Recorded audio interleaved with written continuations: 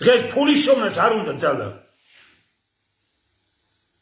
ძალა უნდა იმას, რომ არ იშოვო ფული, როცა არ გეკუთვნის. არა იყო ის ფული, რომელიც არ გეკუთვნის. ამას უნდა ძალა.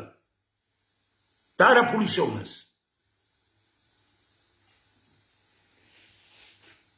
უბრალოდ რამეებით იშოვეს ფული, აიწყეს ქუჩაში გამოსდა, ხონახეთ ეგეთ. ახალგაზრდა ბიჭები მოვიდნენ, შევიდნენ ვითომ ამ ბატალიონთან ქუჩის აქციებში, და მე აღმოჩნდნენ კალაზისიაში. გავა დრო და ისტორია იტყვის, რომ ყველაზე დიდი მაფიოზი, ვინც რამე აკეთა, კალაძე იყო. ფაქტებზე დაყრდნობით ვამბობ.